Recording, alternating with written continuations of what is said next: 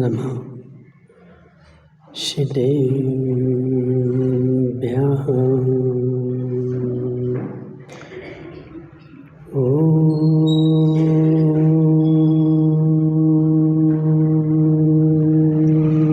नमः सिद्धेभ्यः।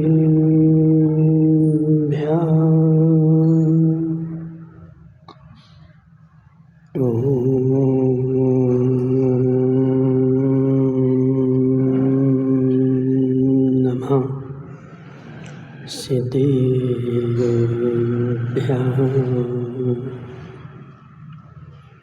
तज्जयति परं ज्योति समं समस्तैरनन्तपर्याये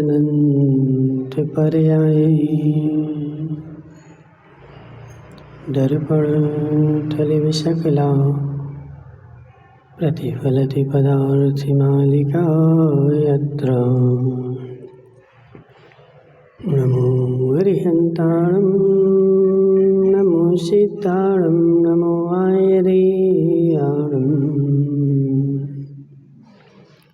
नमो अध्यायाणं नमो लोहे सभ्यसाहुणम्। पंच परमेष्टि भगवान के अनंत अनंत सिद्ध परमेष्टि भगवान के 1008 देवादेव पारसनाथ भगवान के 1008 देवादेव पारसनाथ भगवान के आचार्य भगवान अमृतचंद्र स्वामी के आचार्य भगवान विशुद्ध सागर जी महाराज के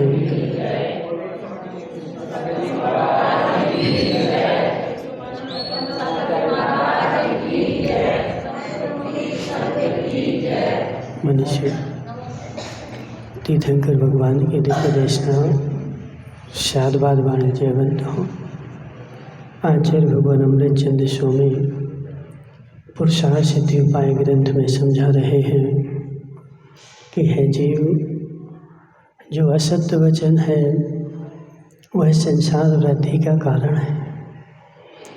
जो असत्य वचन है वह नरक के दुख देने के लिए सहकारी है। जो असत्य वचन है वह संसार में परिभ्रमण के लिए पर्याप्त है। जिसको भी संसार में भटकना हो असत्य वचन का सहारा ले लो। सुगंचन जी, जिसको भी संसार में भटकना हो असत्य वचन का सहारा ले लो, तुम्हें संसार में भटकते रहोगे। बहुत सारे लोग होते हैं ना, तो वो डरते हैं, बोले महाराज मेरी पर्याय न छूट जाए। समझना, मेरी पर्याय न छूट जाए तो तुम्हारे लिए सबसे अच्छा उपाय है कल्याणमल जी, यदि तुम्हें पर्याय चाहिए है तो तुम संसार में घूमो और असत्य बोलो। ठीक है ना? क्या वो कहाँ गए आज पंडित जी तुम्हारे? जी बैठे हैं। ओम प्रकाश जी, ठीक है कि नहीं है? मात्र असत्य बोलने से तुम्हारी पर्याय सुरक्षित रहेगी। असत्य बोलते चलो और संसार में रहे आओ, तुम्हारे पर्याय 3 काल में भी छूटने वाली नहीं है और तुम पर्याय से रहित होने वाले नहीं हो। पर्याय से रहित होने की आकांक्षा है तो असत्य वचन छोड़ने पड़ेंगे, सावध वचन छोड़ने पड़ेंगे। यहाँ पर आचार्य भगवान 97 नंबर गाथा में बोल रहे हैं कि जो सावध वचन है ना वो असत्य वचन कहलाते हैं। कितने अच्छे हों लेकिन उन सावध वचनों में जीव को इतना रस आता है कि वह शक्कर भी मीठी पड़ जाए। मुझे ज्ञान नहीं है, मैं अज्ञानता में जो वचन बोल रहा हूँ कल्याणमल जी, उन वचनों का फल क्या है?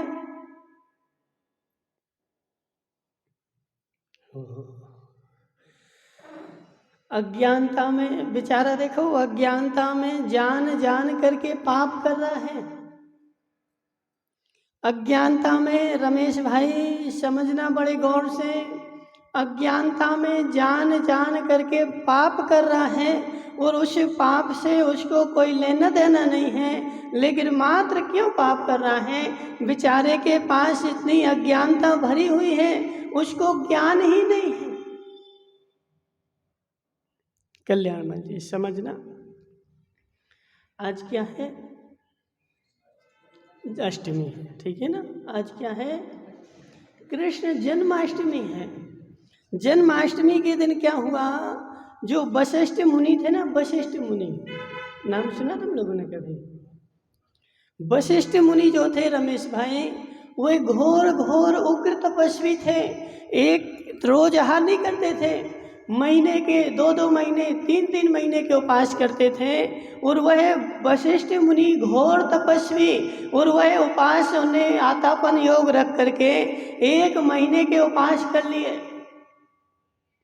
और उपास करने के बाद गए कहाँ? शहर में पारणा करने के लिए। लेकिन राजा उग्रसेन को जैसे पता चला कि मेरे जंगल में मुनिराज आए हैं और वह उग्र तपस्वी 1 महीने के उपास करके बैठे, और 1 महीने के उपास करने के बाद वह नगर में आएंगे पारणा के लिए, उसने सारे नगर में ऐलान करवा दिया, मुनिराज का आहार मात्र मेरे घर में ही होगा, कोई चौका नहीं लगाएगा। सुनो अध्यक्षा, उसने क्या ऐलान करवा दिया कि मात्र मुनिराज का आहार कहाँ होगा? मेरे घर में होगा, कोई चौका नहीं लगाएगा। मुनिराज को कुछ भी पता नहीं, वही तो सहज रूप से गए और सहज रूप से पूरे नगर में घूम करके आ गए, कहीं भी चौका नहीं लगा था। और राजा जो था उसके यहाँ चक्रवर्ती का दूत आया था और राजा उस कार्य में लीन था, और मुनिराज घूम घाम करके आ गए। किसी ने सहज रूप से, कुछ भी उनको अंदर नहीं, सहज रूप से घूम के आ गए, नहीं लगाया, कोई बात नहीं। और मुनिराज आकर के और फिर दूसरे दिन नहीं गए, उन्होंने 1 महीने को पास फिर कर लिए। ठीक है ना, आतापन योग चल रहा ना, तपस्या चल रही, रोज रोज थोड़ी बेकारी थोड़ी कि रोज रोज घूमते रहेंगे। एक बार गए, अब जो माताएं बोलती महाराज अब 3 बजे उठ जाओ, 1 बजे उठ जाओ, कोई भिखारी थोड़ी कि बार बार उठते चलो, एक बार उठ गए हो गया काम। उन मुनिराज ने कल्याणमल जी 1 महीने के उपास करने के बाद शहर में गए और आहार नहीं मिला, और आकर के फिर 1 महीने के उपास कर लिए। फिर 1 महीने बाद पुनः गए शहर में, और जब पुनः शहर में गए तो राजा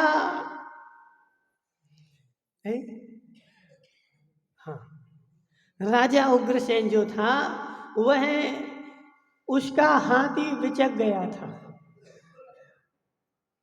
और फिर उस दिन वो जो था ना हाथी को संभालने में लग गया, और मुनिराज फिर पूरे नगर में घूम करके और फिर वापस आ गए, कोई गिलानी नहीं, नहीं लगाया, नहीं लगान दो।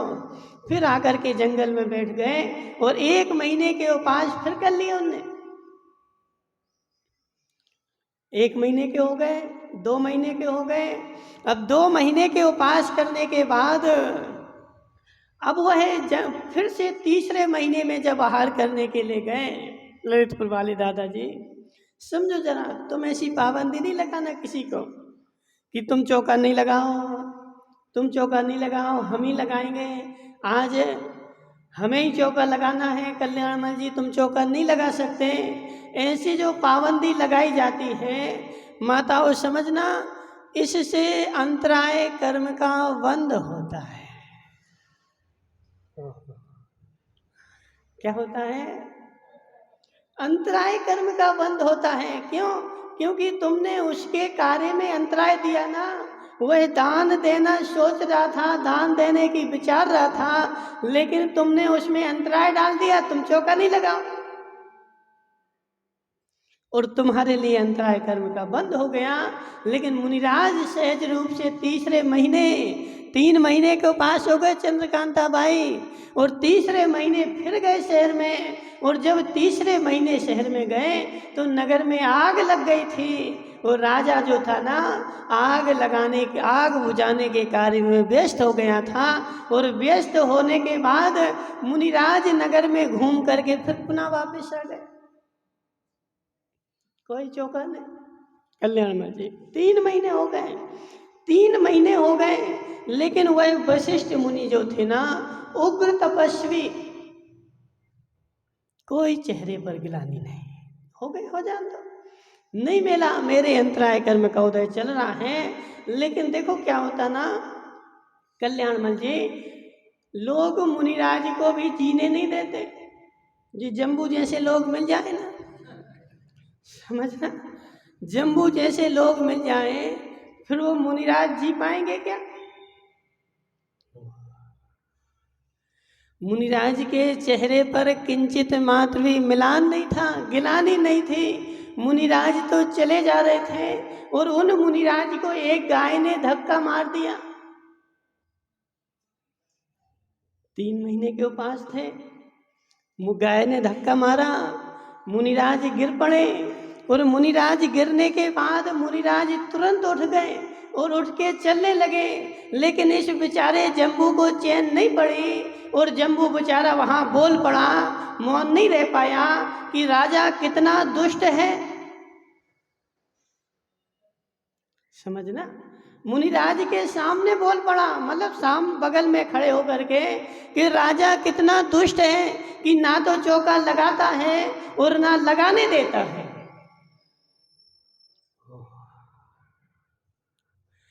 बाबूलाल जी समझना, अभी तक मुनिराज के मन में कोई भी गिलानी नहीं थी, कोई भी संकलेश भाव नहीं था, कोई भी कुछ भी नहीं था। वो तो सहज रूप से आए थे और सहज रूप से जा रहे थे। लेकिन इस बेचारे जम्बू ने क्या किया, उसको बेचारे को ज्ञान थोड़ी था।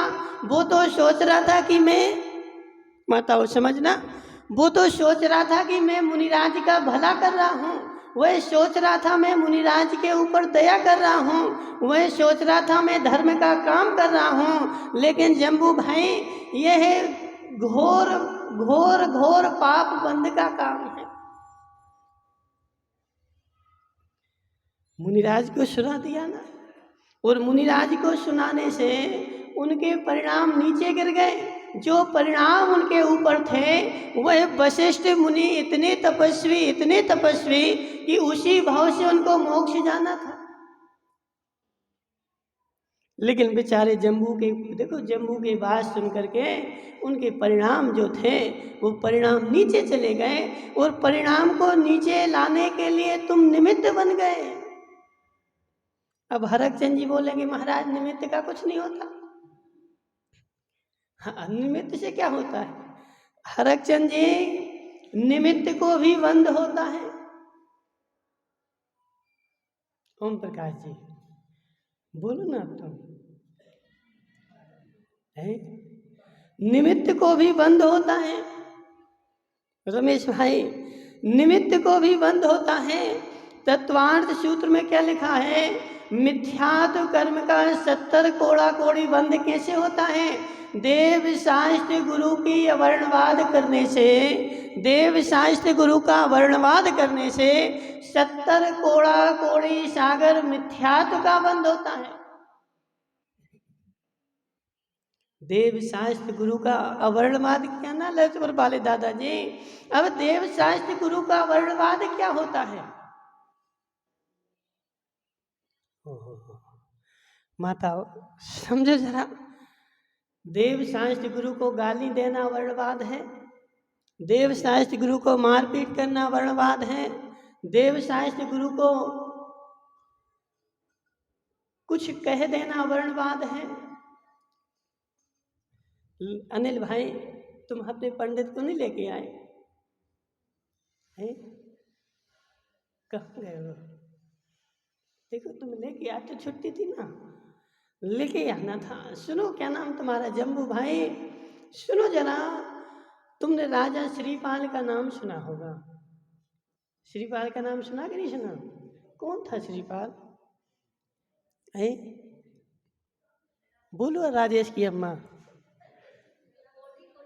कोड़ी कोड़ी कोड़ी देखा, कोड़ी कोड़ी था। अब उसको कोड़ हुआ क्यों? उसको कोड़ हुआ क्यों? रमेश भाई, राजा श्रीपाल जो था, राजा श्रीपाल राजा था, पूर्व भाव में भी राजा था। और पूर्व भाव में ऐसा राजा था कि उसके उद्यान में एक मुनिराज आकर के बैठे थे और उसने सेना के लिए, सफाई कर्मचारियों के लिए आदेश दे दिया कि पूरा बगीचा साफ कर दो। और बगीचे में मुनिराज बैठे थे। रमेश भाई, उन नौकरों ने आकर के राजा से बोला, हे राजन, मैंने सारा बगीचा साफ कर दिया। बोले कोई कचरा बचा तो नहीं? नहीं, कोई कचरा नहीं बचा। एक कचरा बचा हुआ है, एक कोई मुनि महाराज बैठे हुए हैं, तो उनके बैठने की जगह वहाँ पे कचरा साफ नहीं हुआ है, तो उन्होंने बोला उनको अलग कर दो। बोले मैंने बार बार बोला, लेकिन वो अपने ध्यान में बैठे हैं और वो नहीं जा रहे हैं। श्रीपाल स्वयं गया, उसने वो, श्रीपाल मतलब पूर्व भाव में जो भी नाम हो उसका, तो पूर्व भाव में वह स्वयं गया। मुनिराज से उसने बोला कि यहाँ से चले जाओ, हमें सफाई करना है। मुनिराज अपने ध्यान में थे, समझना, मुनिराज अपने ध्यान में थे। मुनिराज हिले नहीं और गुस्से में आकर के उसने सफाई कर्मचारियों से क्या बोल दिया, जितना कचरा है सब इनके ऊपर डाल दो।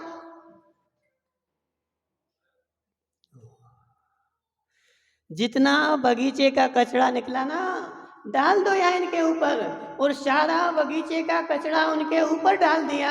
लेकिन मुनिराज अपने ध्यान में बैठे रहे और श्रीपाल के लिए घोर पाप का बंध हो गया और उसको कुष्ठ उसके पूरे शरीर पर, मुनिराज के शरीर पर तो मात्र कचरा ही छपा था, लेकिन उसका शरीर तो श्रीपाल का कचड़ेमय ही हो गया। माताओं समझना, उसने तो क्या किया था, बाहर से कचरा डाला था, बाहर का कचरा छपा था, लेकिन उसके शरीर में तो पूरे कोड़ हो गया, उसकी पूरी चमड़ी कचड़ेमय हो गई। अब उसकी तो हो गई, उसने तो कर्म किया, लेकिन सासों को क्यों हो गया? जम्बू भाई सुनो जरा, बेचारा अज्ञान में जान जान करके पाप कर रहा है। अज्ञान के उदय में जान जान करके पाप कर रहा है। अज्ञान के उदय में जान जान करके पाप कर रहा है।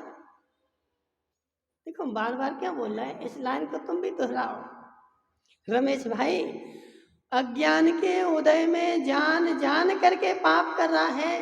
अज्ञान का उदय है ना, और जान जान करके पाप कर रहा है। श्रीपाल तो कचरा डलवा रहा था, लेकिन 700 जो आजू बाजू खड़े थे वो मजा ले रहे थे।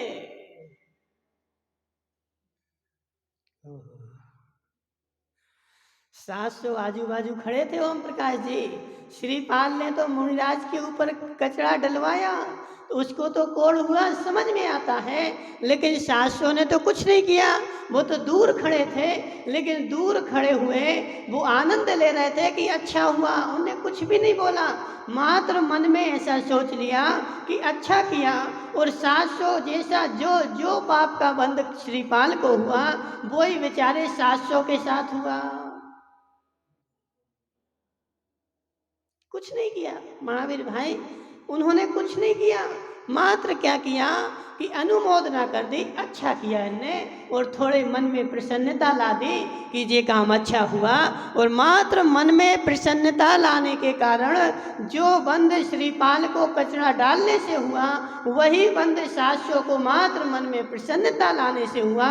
उन्होंने कुछ नहीं किया, बेचारा जान जान करके, अज्ञानता में जान जान करके बंद कर रहा है।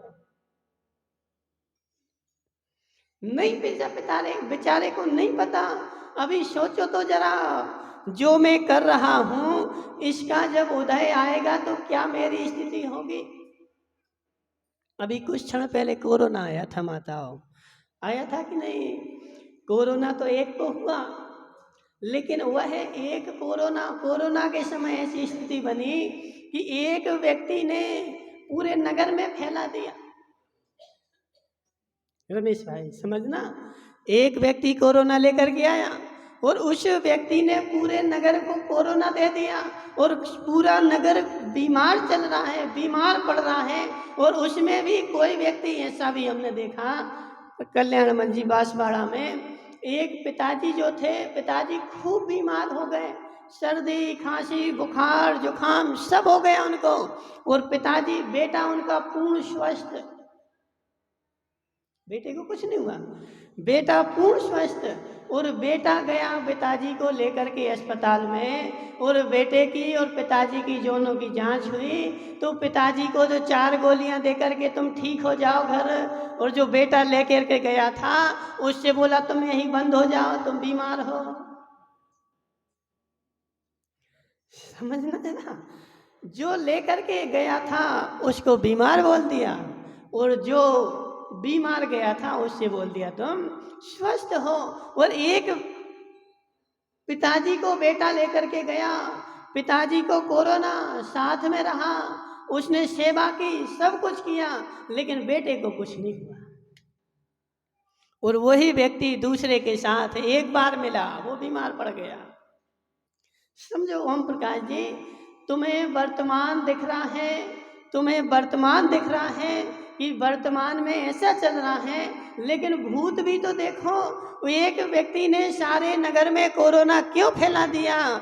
पूर्व भाव में इन सारे लोगों ने साथ मिलकर के कर्म का बंद किया था।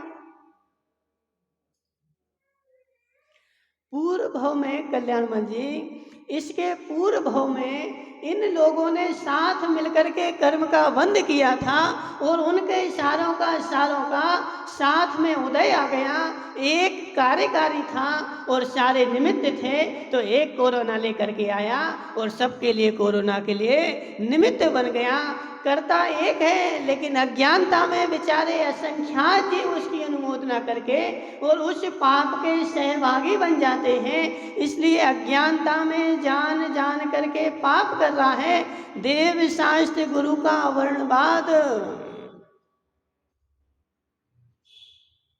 हरक चंद जी, सत्य है कि नहीं?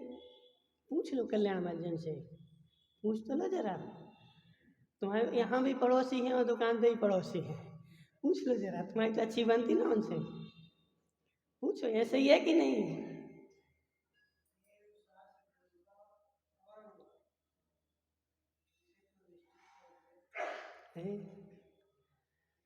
घोर पाप का बंद होगा कि नहीं होगा? ठीक है ना। देव शास्त्र गुरु का वर्णवाद, 70 कोड़ा कोड़ी मिथ्यात्व का बंद मात्र देव शास्त्र गुरु का वर्णवाद करने से ही होता है, और किसी अवस्था में देव 70 कोड़ा कोड़ी का नहीं होता है। देव शास्त्र गुरु का वर्णवाद क्या है जम्बू भाई? अगले पगले को भी बोल दो मुनि बन जाओ, और उसका तुम मजा ले रहे, हंस रहे। 70 कोड़ा कोड़ी सागर का बंद हो गया। भोगो, देखो तुम तो मजा ले रहे, हमें पता है कि तुम्हें सब पता है, लेकिन एक अगले पगले को भी तुमने बैठा लिया और उससे बोले दीक्षा ले लो, महाराज बन जाओ। एक इसका क्या मतलब कल्याणमल जी? तुम महाराज की हंसी उड़ा रहे, महाराज का वर्णवाद कर रहे, गुरु का वर्णवाद कर रहे, और वह गुरु का वर्णवाद गोरू भाई तुम तो हंस हंस करके बांधो, लेकिन जिस क्षण उदय में आएंगे तो उस श्रीपाल के जैसे तुम्हारे जो कोड़ है ना, सारे शरीर में कोड़ होगा और सारी चमड़ी जो है वो लटक लटक करके गिरेगी। बांधो, अज्ञान है ना। देखो बड़ौदी वाले, बुरा नहीं मानना, ऐसा होता है। 4 लोग बैठ जाएंगे, अब कोई भिखारी आएगा, उसके पास कुछ काम नहीं है, सो उससे हंसेंगे, उसका मजा लेंगे। तुम मुनि बन जाओ, तुम्हारे पास काम नहीं है ना, तुम्हारे पास कुछ नहीं है ना, तुम मुनि बन जाओ, बना दो उसको मुनि। अब तुम्हारी हालत अभी होगी क्या होती है? अभी तो बंधा है ओम प्रकाश जी, अभी तो बंधा है, अभी तो बंधा है, अभी कुछ नहीं होगा, अभी तो बंधा है। अभी तो गाय ने खाया है, अब भी खाया, अभी थोड़ी दूध निकलेगा। अब रुक जा, सुबह दूध निकालना, अभी तो वो कर्म बंधा हुआ है। उदय में आएगा जब अगले भाव में, तो कोई भी तुम्हारा सहारा नहीं होगा, मात्र भोगना पड़ेगा तुम्हारे लिए। और तुम्हारी जिसने सहायता की, जिसने अनुमोदना की, वो सब तुम्हारे सहभागी बनेंगे। इसलिए जे सारे आचार्य भगवान बोल रहे हैं कि जे सब जो है असत्य वचन है। क्या नाम तुम्हारा? हरकचंद जी, ठीक है कि नहीं है? कौन सी बात? वो अभी पहले ये तो करो ठीक, एक एक तो ठीक करो। देव गुरु का वर्णवाद है कि नहीं? ए? वो सब बताएंगे, पहले तुम यहाँ तो चलो। हो बेचारा देखो आगे चलना चाह रहा है, एक एक का निर्णय नहीं करना चाह रहा है। एक एक का निर्णय करो ना। किसी भी देखो, दूसरे का जो मजा ले रहे ना, वह दूसरे का मजा लेना घोर पाप बंध का कारण है।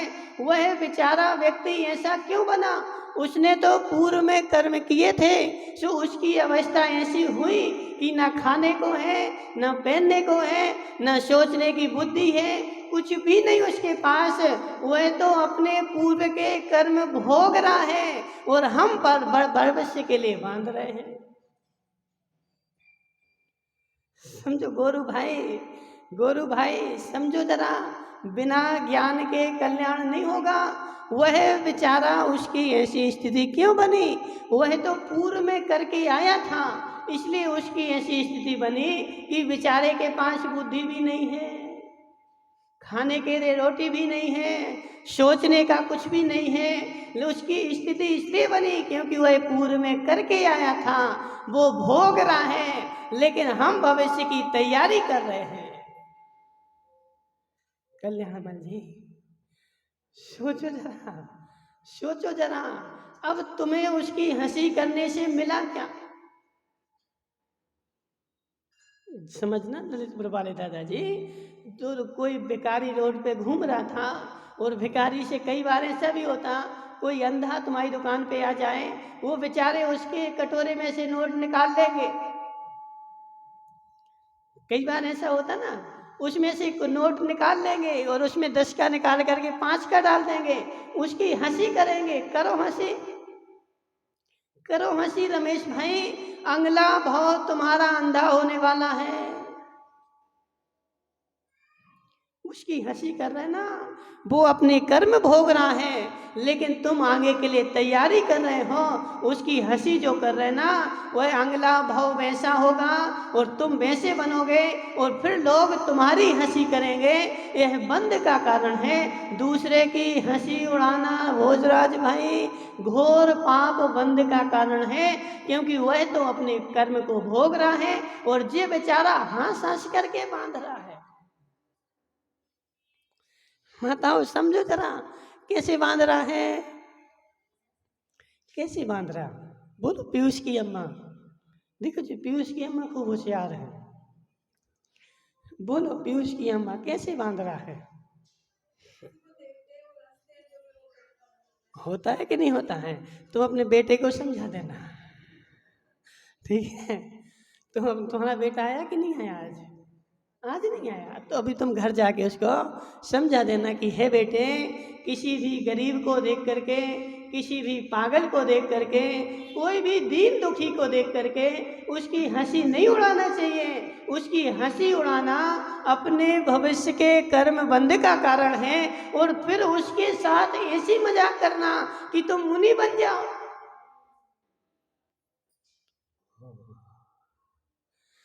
तुमने उसकी तो हंसी उड़ाई उड़ाई, गुरु की हंसी उड़ाई, और जिसने गुरु की हंसी उड़ाई उसने देव की भी हंसी उड़ाई, और जिसने देव की हंसी उड़ाई उसने शास्त्र की भी हंसी उड़ाई। और देव शास्त्र गुरु की हंसी उड़ाने वाले को 70 कोड़ा कोड़ी सागर का बंद होता है। वो फिर संसार में भटकते रहो और भोगते रहो बेचारे।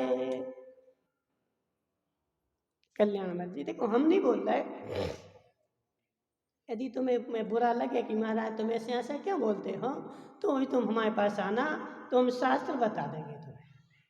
ठीक है ना। शास्त्र बता देंगे कि हम नहीं बोल रहे हैं, यह लिखा है इस पर कि देव शास्त्र गुरु का जो वर्णवाद करता है उसको 70 कोड़ा कोड़ी का बंद होता है। यहाँ तो लोड़ा जी समझो जरा, यहाँ तो हम हंस हंस करके बांध रहे हैं, लेकिन जब उदय में आएगा तो हंसने के नहीं बचेंगे। यही तो है ओम प्रकाश जी, यही तो है। देव शास्त्र गुरु का वर्णवाद जो होता है ना, उससे निधत्ति निकासित कर्म का बंध होता है। वह कर्म कटेगा नहीं, भोगना ही पड़ेगा, भोगना ही पड़ेगा।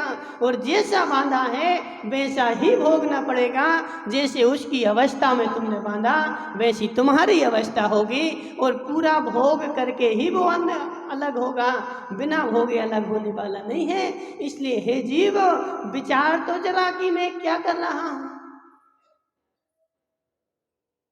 मैंने क्या कर दिया, मैंने क्या बांध लिया। घोर पाप का बंध हो गया। तो वह वशिष्ठ मुनि भी जा रहे थे, समझो जरा हरचंद जी। और मुनिराज के मन में कोई भी गिलानी नहीं थी, और मुनिराज अपने चले जा रहे थे और गाय ने धक्का मारा, मुनिराज नीचे गिर गए। और बाजू में लोग खड़े हुए थे तो उन्होंने बोल दिया कि राजा कितना दुष्ट है, राजा कितना दुष्ट है कि ना तो आहार करवा रहा है और ना आहार करवाने दे रहा है किसी को, सबको उसने मना करके रख दिया। और मुनिराज के कान में बात पड़ी, मुनिराज को संकलेश भाव हो गए, और मुनिराज के संकलेश भावता में उनने निदान बंद कर लिया कि अगले भाव में मैं इसका पुत्र होकर के और इसको मारूंगा।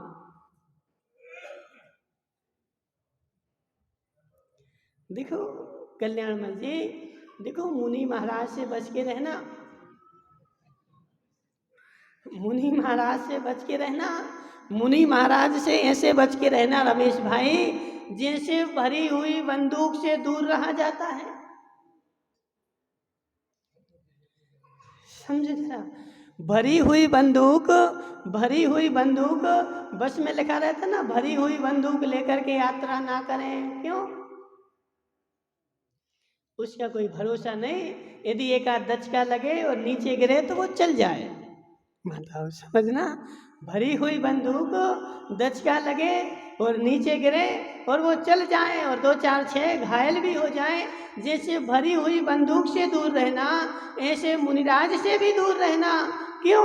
क्योंकि उनके पास तपस्या है, और तपस्या के बल से उनके पास पुण्य का भंडार है।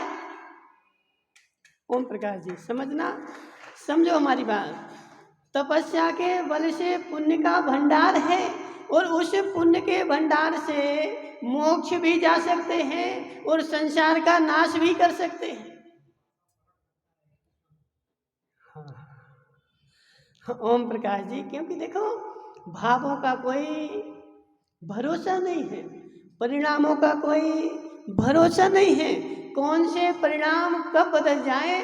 अभी तुम्हारे यहाँ बांध में पानी भरा हुआ है, ओ गोरू भाई, खूब पानी भरा हुआ है, और बांध का गेट बंद है, और सारा का सारा पानी बंधा हुआ है, और कुछ भी नहीं तुम्हें हो रहा, और तुम जाकर के उसमें पैर भी धो रहे हैं। यदि एक क्षण में वह पानी उग्र हो जाए तो तुम्हें तो ठीक लाखों लोगों को बहा करके ले जाएगा।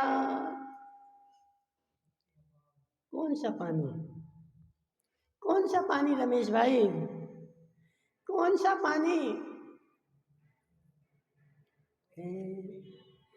पानी वही है, पानी वही है जो पानी को तुमने किस उद्देश्य से भरा कि यह पानी हमारे पीने के काम में आए। यदि 2 4 साल 5 साल भी ललितपुर वाले दादाजी यदि पानी नहीं बरसे तो हमें प्यासे नहीं मरना पड़ेगा, हमें बिना फसल के नहीं रहना पड़ेगा।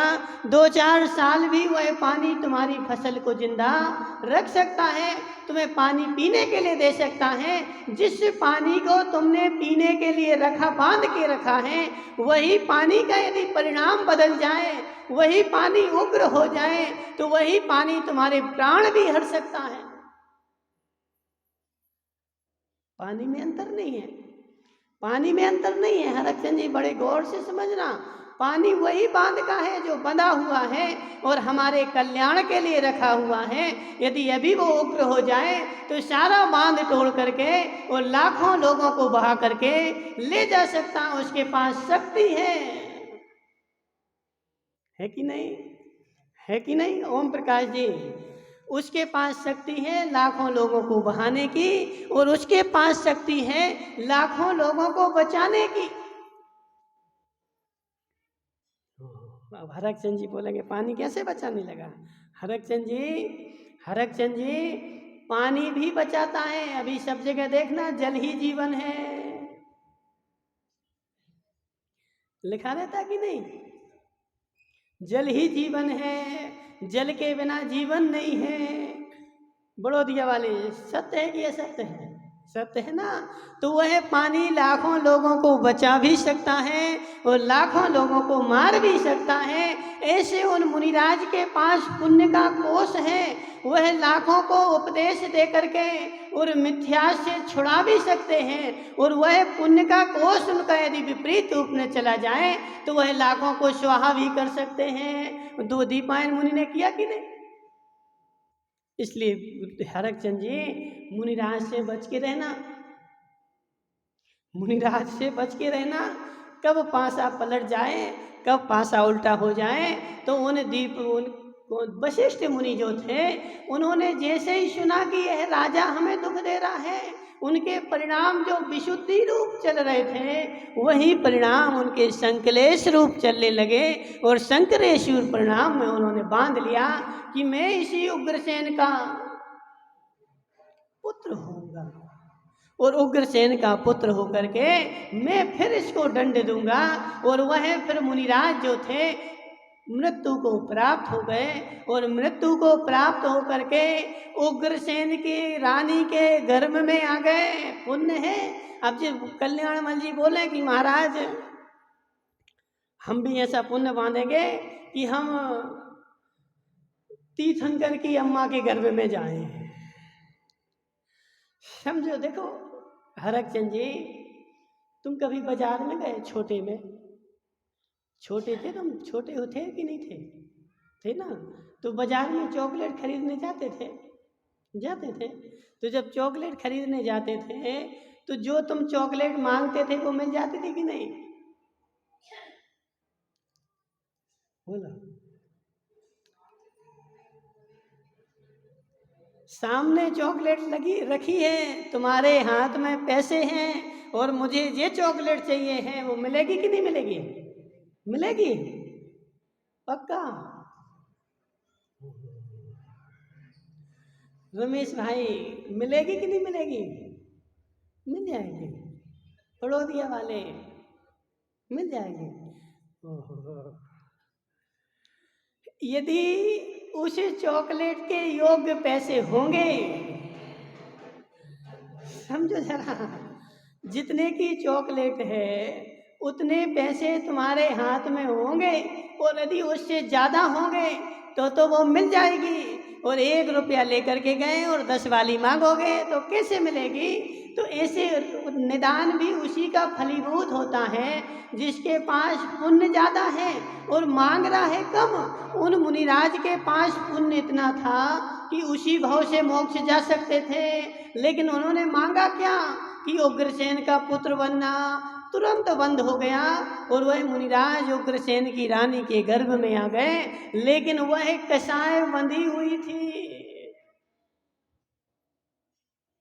नीलेश भाई, वह निदान बंधा हुआ था, वह कसाय बैठी हुई थी। वह जब गर्भ में आया बालक,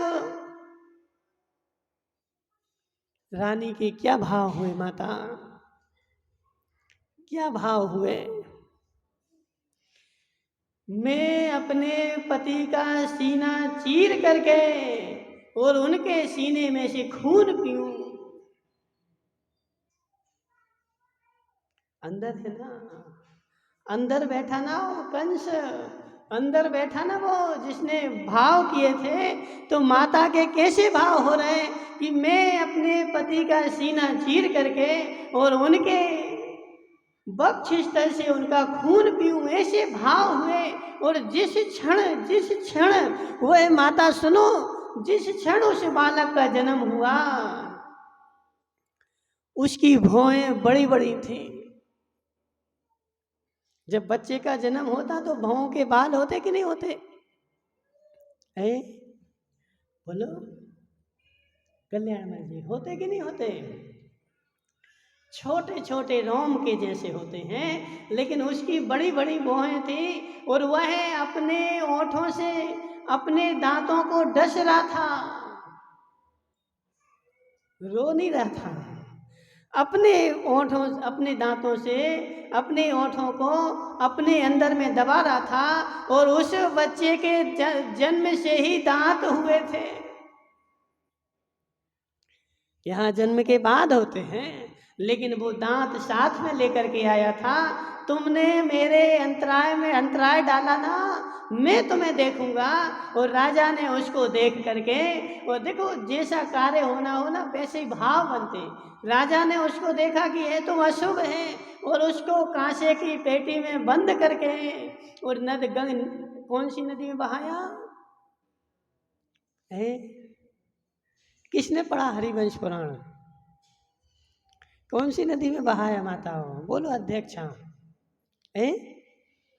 कौन सी बोल रहे?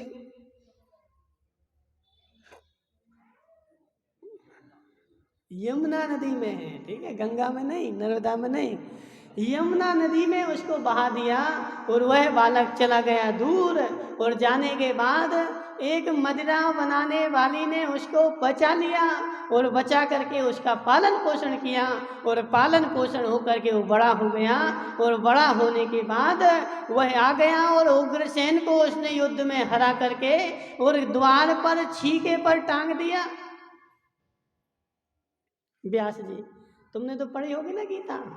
तो उस कंस ने अपने पिताजी उग्रसेन को जो है अपने नगर के द्वार पर जो मकान बना था ना, उस मकान पर उसने उसको बंद कर दिया। और वहाँ वह उग्रसेन जो था ना, उसके भोजन पान का निरोध हो गया। जैसा बंद किया वैसे ही उदय में आया। ललितपुर वाले दादाजी समझो जरा, जैसा जैसा बंद किया ना वैसे उदय में आएगा।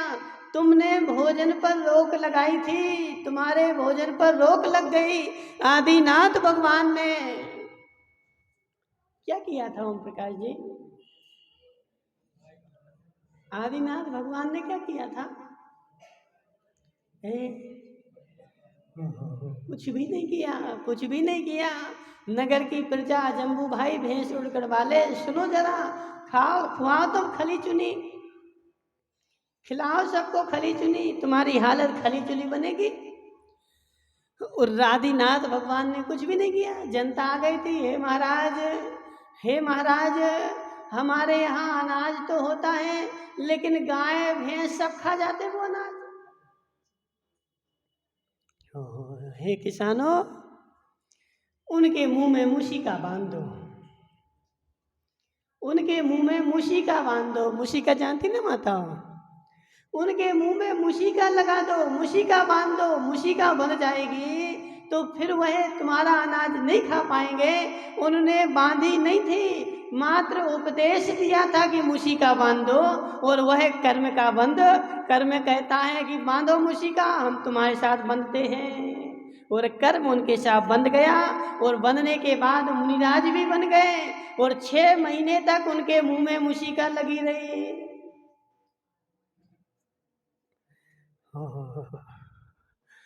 माताओं समझो जरा, बेचारा अज्ञानता में जान जान करके बंद कर रहा है, लेकिन कर्म कहता है मेरी तुम्हारे साथ कोई रिश्तेदारी नहीं।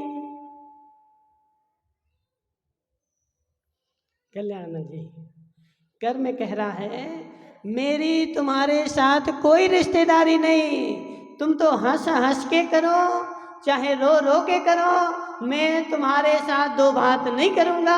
हंस हंस के करोगे तब भी बंधूंगा, और रो रो के करोगे तब भी बंधूंगा, और मैं बंधूंगा और तुम्हारे लिए फल दे करके रहूंगा। तो उसने आदिनाथ भगवान को भी नहीं छोड़ा। उन्होंने मूषिका लगवाई तो उनके मुंह में भी 6 महीने के लिए मूषिका लग गई। यहाँ मुनिराज के अंतराय का बंद किया तो उग्रसेन को वह कंस ने आकर के और छीपे पर टांग दिया, तो उनको भी अंतराय कर्म का बंद हो गया। जैसा करोगे वैसा ही मिलेगा। नीलेश भाई करो, क्या जा रहा है? जैसा करोगे वैसा ही मिलेगा। ये सारे वचन जो हैं तुम्हारे असत्य की कोटि में जाते हैं। इसलिए आचार्य भगवान बोल रहे हैं कि जो शावद वचन है ना, वह शावद वचन, अब तुम लोग पुस्तक तो उठाते ही नहीं। छेदन, भेदन, मारण, शोषण, व्यापार। ललितपुर वाले दादाजी करते हुए जम्बू भाई, देखो पूरा नहीं मानना, जो है सो है। गोरू भाई करते हुए आनंद आता है। आता कि नहीं आता? सत्य बताना। जब करते हैं तो आनंद आता है, हंसते हुए आनंद आता है। लेकिन यहाँ पर आचार्य भगवान क्या बोल रहे हैं? शोषण, शोषण, व्यापार में शोषण, दूसरे का शोषण करते हुए आनंद आता है। हमारी दुकान पर ग्राहक आ गया, अब ग्राहक आ गया, वो थी तो 4 रुपए की चीज, लेकिन वो बेचारा अज्ञानी था, कर लिया शोषण। रमेश भाई वो अज्ञानी था, वो कुछ भी नहीं जानता था। पहली बार बाजार में आया था, पहली बार लेने के लिए आया था। वही वस्तु तुम दूसरे को 4 रुपए में देते थे, लेकिन वह व्यक्ति नया आया, उससे तुमने 8 ले लिए। कल्याण मंत्री हो गया शोषण। अब तैयार रहना शोषण के लिए। जी क्या होता, देखो एक भालू होता, भालू देखा तुम लोगों ने कभी? किस किस ने देखा भालू? बड़ौदिया वाले देखा भालू? भालू क्या करता है? भालू क्या करता है? नाक कान खाता, फिर क्या करता है?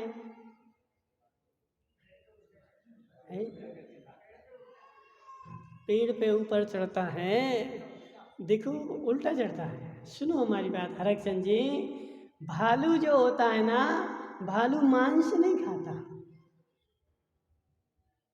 भालू मांस नहीं खाता।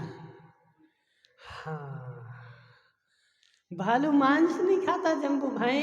भालू क्या करता है? सीने पर वार करता है, और सीने के वार करके, और जो नस है ना, खून की नस है, उसको पकड़ करके पूरा खून चूस लेता है। क्यों चूसा उसने खून? क्यों चूसा उसने खून? रमेश भाई क्यों चूसा उसने खून? जब तुम मनुष्य थे तब तुमने सबका शोषण कर लिया, अब तुम बनोगे मनुष्य, अब वह भालू तुम्हारा शोषण करेगा। करो शोषण। कर्म देखो ओम प्रकाश जी, कर्म किसी को छोड़ने वाला नहीं है। जैसा करोगे वैसा तुम्हें कर्म देगा। तुम सबका शोषण करो। जी जब जम्बू भाई भैंस रोडगढ़ वाले कल वो बता रहे थे, बोले महाराज हम वो बेचते हैं क्या? खाली चुनी। जम्बू भाई बेचो खली चुनी, बेचो खली चुनी। खली चुनी सुनो ललितपुर वाले दादाजी, खली चुनी के एक बोरे में कितने जीव होते? भोजराज भाई तुम तो नहीं बेचते। खली चुनी के एक बोरे में कितने जीव होते? असंख्यात जीव हो गए। वो सड़ चुका है, गल चुका है, नाश हो गई वो खली चुनी। और वह बोरा तुमने दे दिया किसको? भैंस वाले को। अच्छा है लेकर के जाओ। और वह सारी गिल्लियां, सारी लटें, सारे त्रूले वह भैंस को खिला देगा, और तुम्हें पूरा अंतराय कर्म का बंद होगा। और फिर नरक में जाओगे, और फिर वो जैसे ही पहुंचे और नरक में फिर नार की तुम्हें देखेंगे, आ गया खली चुनी वाला, बना दो इसकी खली चुनी। और बेचारे को फिर वहाँ एक बड़ी सी किस्नी पर एक हाथ पकड़ेगा, एक पैर पकड़ेगा और किस करके बनेगी उसकी खली चुनी, और फिर दूसरे नार की भैंस बनेंगे और फिर उसको खाएंगे। खूब बेचो खली चुनी।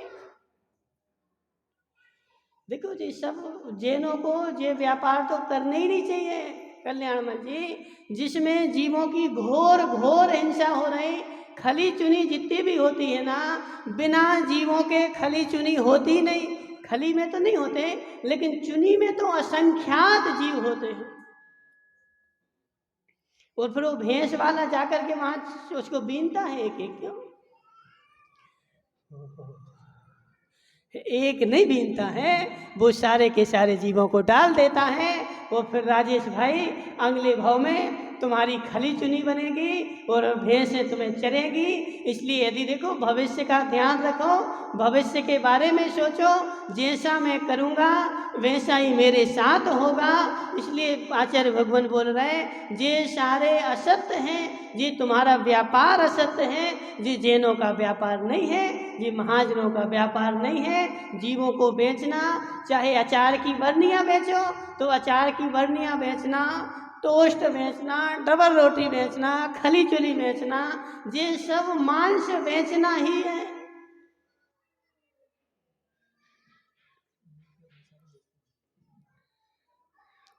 अब देखो, तुम मुंह नहीं बनाओ, हम तो तुम्हें समझा रहे, यदि समझ जाओगे तो अगले भाव में तुम्हारा अचार नहीं डलेगा। खूब बेचो। देखो राजेश भाई, अचार की बरनियाँ बेचो, फिर अगले भाव में तुम्हारा अचार डलेगा। ठीक है ना?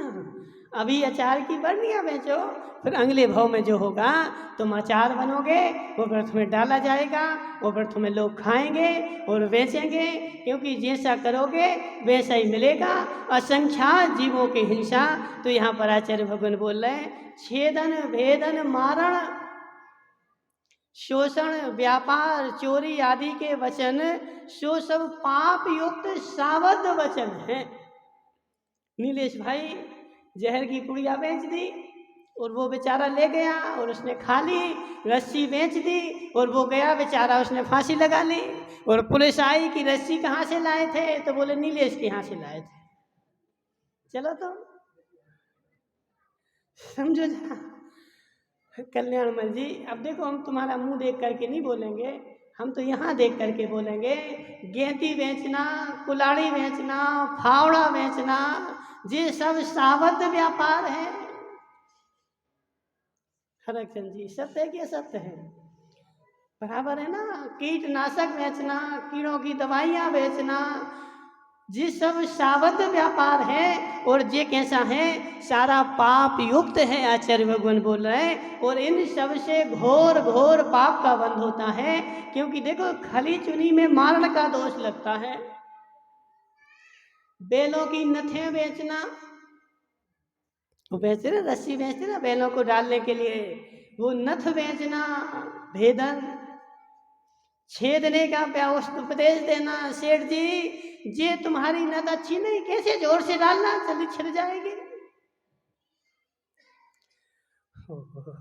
हे बेचारे, बेचारो तो जरा, हे बेचारे, बेचारो तो जरा जम्बू कुमार जी सारा पाप कर करके, सारा पाप कर करके, और तुम तिजोरी भर भर के चले जाओगे, लेकिन तिजोरी में से कुछ नहीं ले जाओगे।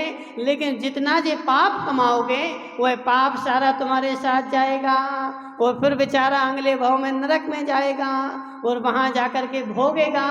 उसकी फावड़ा बनेगी, गेती बनेगी, खली चुली बनेगी, और सारे उसको सागरों पर्यंत सब के सब भोगना पड़ेंगे।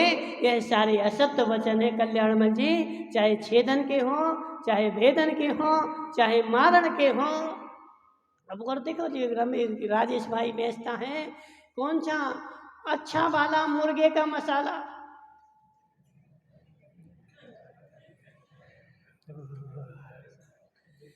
जी मुर्गे का मसाला जे डालोगे मसाला तो मजा आ जाएगा, अच्छा मुर्गा बनेगा। वो मुर्गे का मसाला बेच रहा बेचारा, और उसको उपदेश भी दे रहा है, इसमें ही टेस्ट आएगा।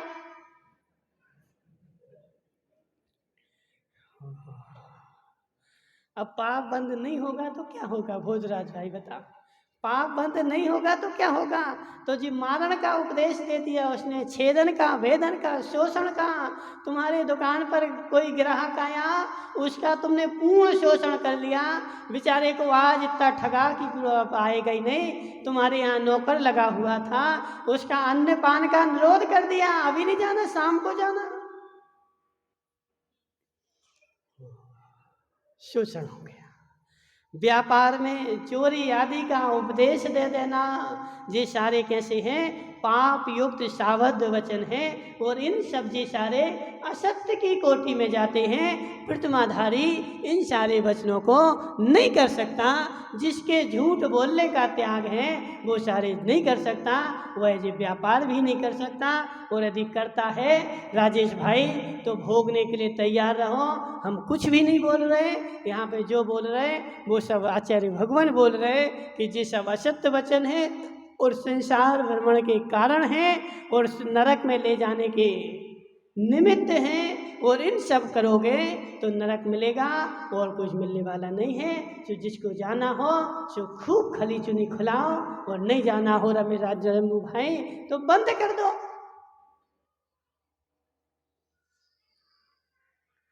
गारंटी हमारी, तुम भूखे नहीं रहोगे।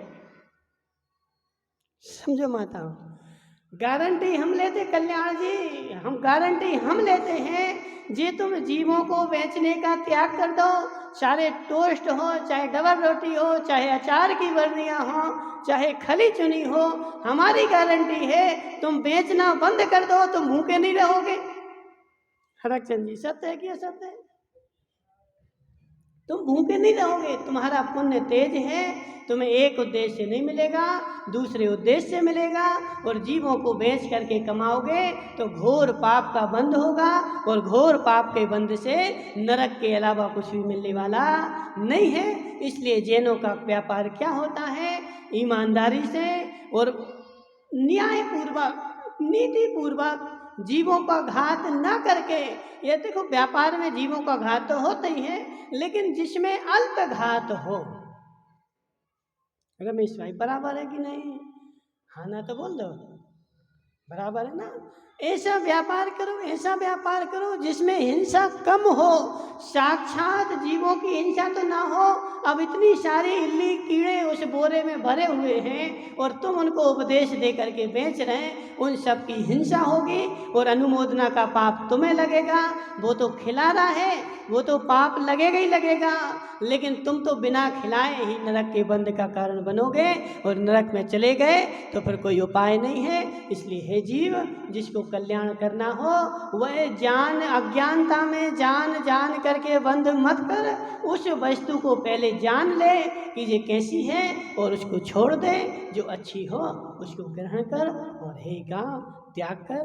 बोले शांतिनाथ भगवान की, बोले शुक्र सागर जी महाराज की।